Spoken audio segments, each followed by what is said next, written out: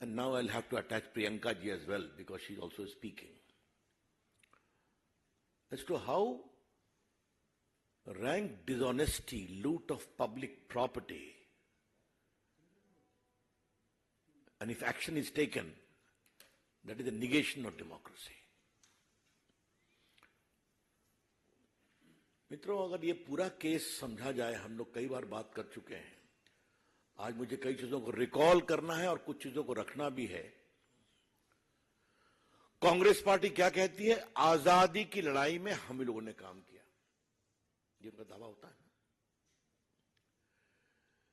ठीक है, अब कितनी गांधी जी की कांग्रेस बची है, राजेंद्र बाबू, सरदार पटेल की, वो एक अलग विषय है।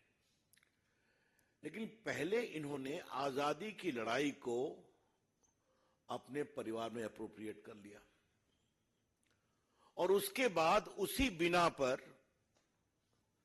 परिवार की बादशाहत शुरू हो गई। मतलब इंदिरा जी, फिर राजीव गांधी, फिर सोनिया जी, फिर राहुल गांधी। राहुल गांधी का दावा कि पीएम तो वही बन सकते हैं जो कांग्रेसियों का दरबारी गान चलता रहता है।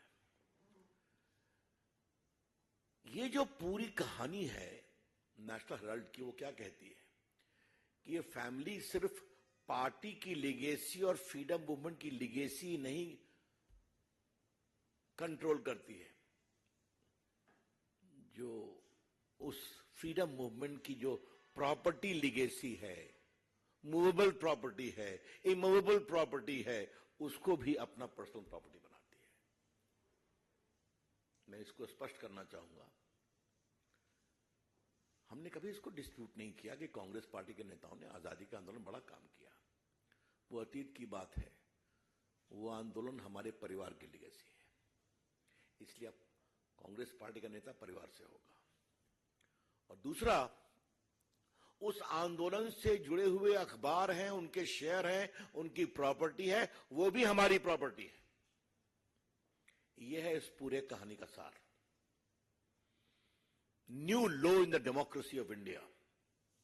भारत के लोकतंत्र में एक बहुत शर्मनाक गिरावट है। मैं हमेशा कहता हूं, लोकतंत्र लोकलाज से चलता है। अब कांग्रेस पार्टी लोकलाज कितना कहती है, कितना समझती है, कितना पालन करती है, वो देश देखता है। चुनाव में हम हताश हैं, इसलिए हम काम कर रहे हैं। कानून के जानकार अभिषेक बाबू भी बोल रहे हैं, क्या मतलब है इसका? चुनाव आप सब जगह हार रहे हैं, लेकिन ये केस कब का है, इसको रिकॉल करना जरूरी है। आपको पता है कि नेशनल हेराल्ड केस, और इसको मैं आज बहुत थोड़ा विस्तार से बोलूंगा क्योंकि देश को बताना जरूरी। नेशनल हेराल्ड को आजादी के आंदोलन में उनके विचारों को रखने का अखबार बनाया गया था। देश के आजादी के आंदोलन के बड़े बड़े नेता इसके साथ जुड़े हुए थे, उनका शेयर्स खरीदा और इसको भारी प्रॉपर्टी मिली, जमीन कॉस्टली। दिल्ली में बहादुर शाह जफर मार्ग पर मिली, मुंबई में मिली, लखनऊ में मिली, मोहाली पंजाब में मिली, मेरे क्षेत्र पटना में भी इनकी प्रॉपर्टी है। कहां नहीं है? ये साहब बंद हो गया अखबार और पूरी प्रॉपर्टी का कमर्शियल यूज शुरू हो गया। उसके बाद उसके बड़े रेंट आते थे हजारों करोड़ रुपए में। कब आगे करना क्या है? तब फिर कवायद शुरू हुई कि ये तो चल नहीं रहा है या चलाना नहीं है, तो इस पूरे प्रॉपर्टी को फैमिली के पास ट्रांसफर किया जाए। उसमें क्या होता है? उसमें यह होता है कि 2008 में 90 करोड़ रुपया लोन दिया था कांग्रेस पार्टी ने एसोसिएट जर्नल को, जो नेशनल हेराल्ड पब्लिश करता था। तो 90 करोड़ वापस लेना था। तो कहा गया कि 90 करोड़ हम तुमको माफ कर देंगे, तुम्हें कुछ काम करना पड़ेगा। का क्या करना है?